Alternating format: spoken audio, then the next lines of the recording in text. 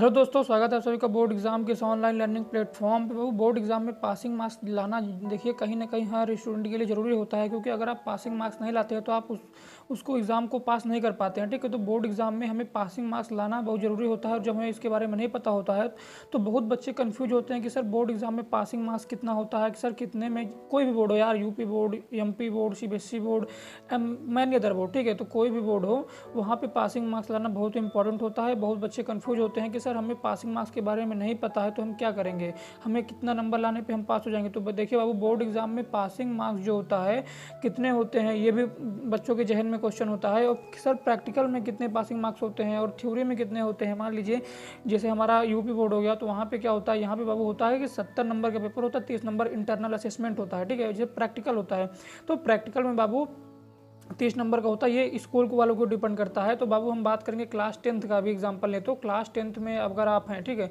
तो आपको 70 में से 23 नंबर लाना पासिंग मार्क्स है। ठीक है, ध्यान दीजिएगा, आप यूपी बोर्ड है, सीबीएसई बोर्ड है, कोई भी बोर्ड है, 70 में अगर आपका 70 मार्क्स का पेपर है तो वहाँ पर आपको 23 नंबर लाना है। ठीक है, 23 नंबर। और 30 नंबर का जो इंटरनल असेसमेंट होता है, यहाँ पर कोई बच्चा फेल नहीं होता।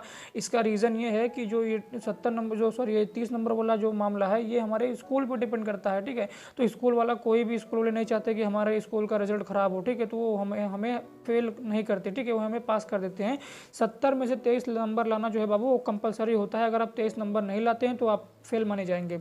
लेकिन हाँ, मान लीजिए अब जो 100 नंबर का पेपर होता है उसका क्या होगा सर बाबू, जो 100 नंबर का पेपर होता है उसमें आप 33 नंबर लाना जरूरी होता है। वहाँ पे 33 मार्क्स लाना बहुत ही इंपॉर्टेंट होता है। जो 100 नंबर का पेपर होता है वहाँ पे 33% या 33 मार्क्स लाना, आप ला लोगे तो आप पास हो जाओगे।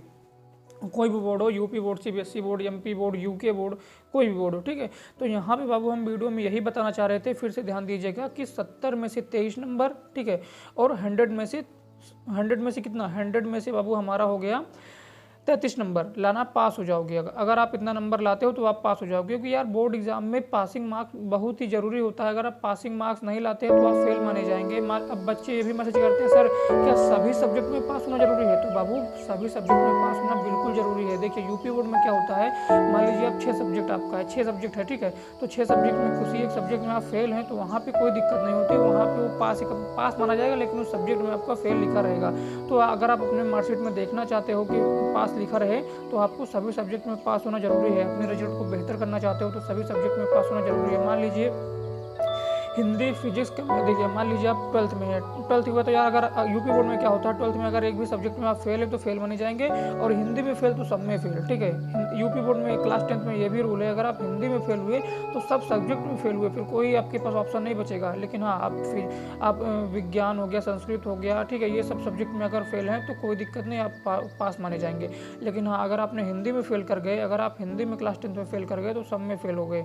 ठीक है, अब बहुत बच्चे मैसेज करते हैं, सर कि सब सब्जेक्ट में पास होना जरूरी है। बाबू अगर आप अपने रिजल्ट को बेहतर देखना चाहते हो, अपने रिजल्ट को अच्छा देखना चाहते हो, कि हाँ मतलब कोई देखे तो आपको मतलब नीची नज़र से ना देखे कि यार तुम तो संस्कृत में फेल थे, ऐसा नहीं। अगर आप ऐसा देखना चाहते हो तो आपको सब सब्जेक्ट में पास होना बहुत जरूरी है। अब देखिए, क्या हर सब्जेक्ट में पास, देखिए जो अभी मैं बताया वही यहाँ पे आ रहा है कि मतलब क्या हर सब्जेक्ट में पास होना जरूरी है? जी बाबू, बिल्कुल हर सब्जेक्ट में पास होना बिल्कुल जरूरी है। आप अपने बेहतर रिजल्ट को हर सब्जेक्ट में पास होकर आप अपने मार्क्स को अच्छा कर सकते हैं। मान लीजिए आपका विज्ञान है, साइंस है, ठीक है, विज्ञान साइंस में हुआ, आपका इंग्लिश है, हिंदी है, संस्कृत है, साइंस है, सामाजिक विज्ञान है, तो आप यहाँ क्या किए, यहाँ पे एक सब्जेक्ट में फेल हो गए। मान लीजिए आप इंग्लिश में फेल हो गए, इंग्लिश में फेल हो गए, तो बाबू वहाँ पे क्या होता है कि आप तो पास तो माने जाएंगे, लेकिन जो होगा ना, इंग्लिश में फेल हो गए, इंग्लिश में कम मार्क्स आ गया तो आपका परसेंटेज डाउन कर देगा वो। ठीक है, आपका परसेंटेज क्या होगा, वो डाउन कर देगा, तो उससे आपका जो मेरिट है ना वो गिर जाएगी। तो अगर आप इंग्लिश में भी अच्छा नंबर पाते हैं तो आपका परसेंटेज हाई हो जाएगा। तो यही बात हुई कि सब सब्जेक्ट में बाबू पास होना बिल्कुल जरूरी है।